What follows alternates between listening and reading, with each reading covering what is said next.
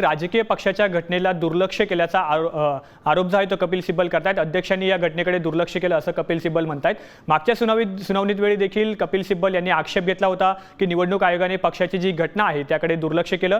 2018ची जी घटना आहे शिवसेना पक्षाची त्याकडे दुर्लक्ष केल्याचा युक्तिवाद कपिल सिब्बल यांनी केला होता।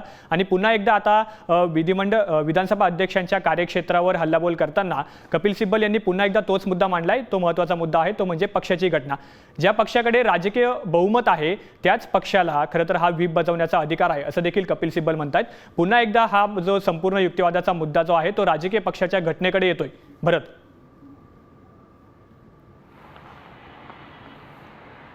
नक्कीच चैतन्य, हा सगळा महत्त्वाचा मुद्दा आहे, कारण की कपिल सिब्बल यांनी जो मुद्दे मांडलेले आहेत ज्यामध्ये सादिक अली केसचा संदर्भ त्यांनी दिलेला आहे। सादिक अली केस ही 1969 मध्ये ही केस सुप्रीम कोर्टामध्ये टेबल झाल्याचं पाहायला मिळत होतं। त्या सगळ्या संदर्भात सुप्रीम कोर्टाने 1972 मध्ये निर्णय दिला। खरं तर सादिक अली केस ही काँग्रेसमधील अंतर्गत फुटी संदर्भातील केस होती, ज्यावेळेस इंदिरा गांधी आणि सादिक अली यांच्यामध्ये या दोघांमधील संसदीय पक्ष आणि विधिमंडळ आणि मूळ राजकीय पक्ष जो आहे या सगळ्या संदर्भातील ही केस होती, ज्यामध्ये काँग्रेसचं पक्षचिन्ह असलेली बैलजोडी हे गोठवण्यात आलेलं होतं। आणि ज्या काही इंदिरा गांधी यांचं जी काही काँग्रेस आहे त्यांना गाय आणि वासरू अशा पद्धतीचं चिन्ह देण्यात आलेलं होतं।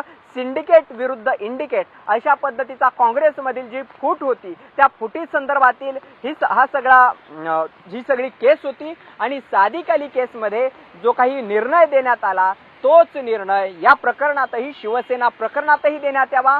शिवसेनेचं पक्षचिन्ह असलेलं धनुष्यबाण गोठवण्यात यावं अशा पद्धतीचा युक्तिवाद आतापर्यंत केला जात होता। मात्र त्यानंतर एक गोष्ट आपण लक्षात घेतली पाहिजे की आता कपिल सिब्बल यांनी आपला जो मोर्चा आहे तो मोर्चा विधानसभा अध्यक्षांच्या अधिकार क्षेत्राकडे वळवल्याचं आपल्याला पाहायला मिळतंय।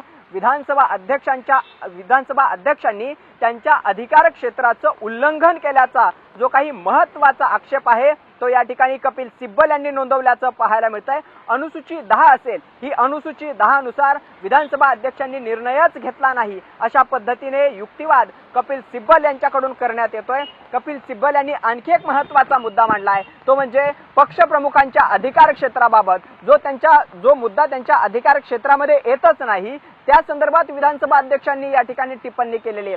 त्यावरही कपिल सिब्बल यांनी जोरदार असा आक्षेप नोंदवल्याचं आपल्याला पाहायला मिळत आहे। त्यामुळे कपिल सिब्बल ज्या पद्धतीने वेगवेगळ्या टप्प्यावरती वेगवेगळ्या मुद्द्यांवरती सध्या आधी निवडणूक आयोग आणि त्यानंतर आता विधानसभा अध्यक्षांची कोंडी करताना आपल्याला पाहायला मिळतात, आजचा हा युक्तिवाद अत्यंत महत्त्वाचा आहे। आणि त्यावरच कपिल सिब्बल यांनी या आपल्या पूर्ण युक्तिवादामध्ये सलग 7व्या दिवशी जी सुरुवात केलेली आहे ती याच मुद्द्यावरती आहे।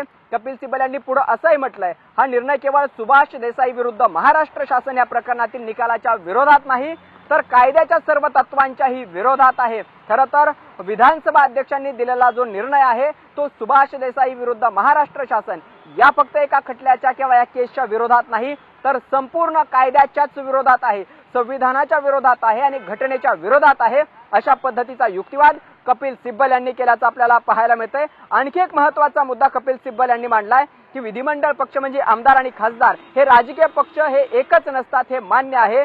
त्यामुळे विधिमंडळ पक्षात झालेली फूट ही राजकीय पक्षात फूट आहे असा निष्कर्ष तुम्ही काढू शकत नाही।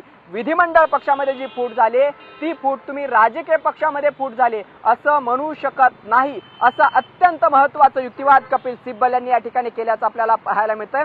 आणखी एक महत्त्वाचा मुद्दा कपिल सिब्बल यांनी मांडलाय, त्यामध्ये त्यांनी म्हटलं की अध्यक्ष म्हणतात की फूट पडल्याच्या स्थितीत म्हणजे 2018ची जी पक्ष घटना आहे त्या पक्ष घटनेच्या नेतृत्व रचनेतील बहुसंख्य नेत्यांची इच्छा ही राजकीय पक्षाची इच्छा मानता येणार नाही।